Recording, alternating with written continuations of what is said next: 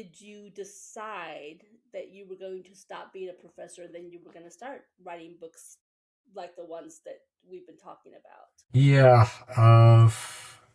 it was, academia is certainly changing in a lot of ways. I think not necessarily for the better.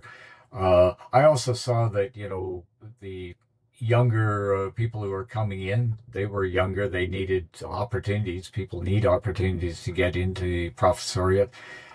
It was just time for me to go and to explore doing other kinds of things again. And so there was no one thing. It was just, I think I've done enough of this for now.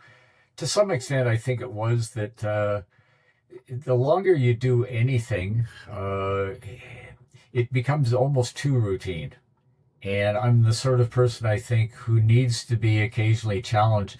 It was becoming too easy to do the same thing again and again. And many jobs I've actually had over the years, I ended up when I could have had a career in them, I've ended up leaving because I've kind of done that and I want to do something different again. And that was very much the case with this, that I wasn't quite sure what I do. I thought I would do some of this other kind of writing, but I knew whatever it was, I was going to do something different. And so far, it's worked out really well. I should say, actually, I'm right now working on a collection of this time fictional short stories. So the other one was kind of non-fictional memoirs. This actually exploring writing fictional short stories is a good deal of fun, and it again is stretching me to yeah, it's kind of fun so far. Sounds good. Did you just start working on this new one, or how long ago did you start work on this short stories, the fictional ones? This one I've more or less started to really work on since probably last spring, last summer, but I've really got on it the last few weeks here.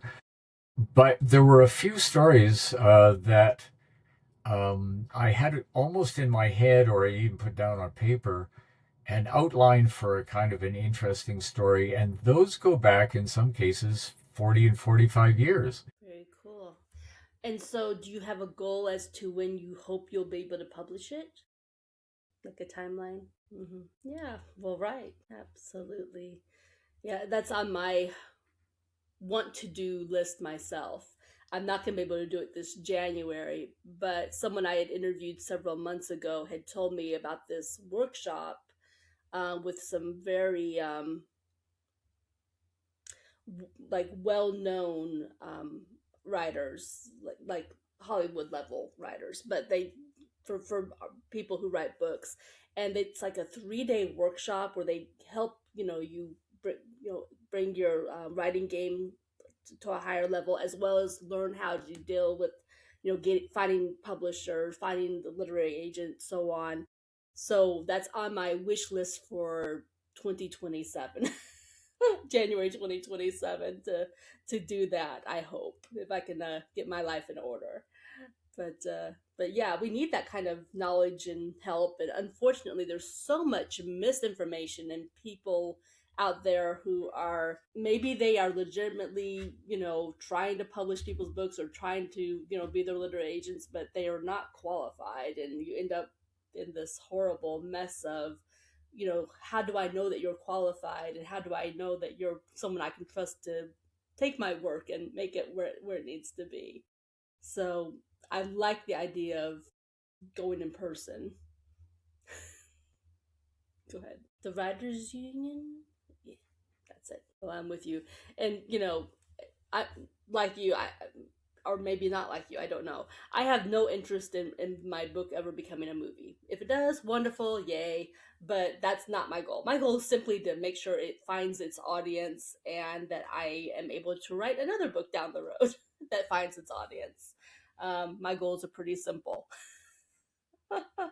But just making sure that it's a trustworthy literary agent, make sure it's actually a publishing house that's going to not charge you a fortune to market your book, but in fact pay you to put that book out there, and then take care of getting your marketing, helping you find your audience.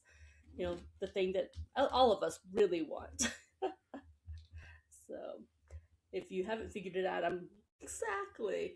I mean, again, cool if it's possible, yay. But it's about just why should you have to pay someone for the privilege of publishing your book?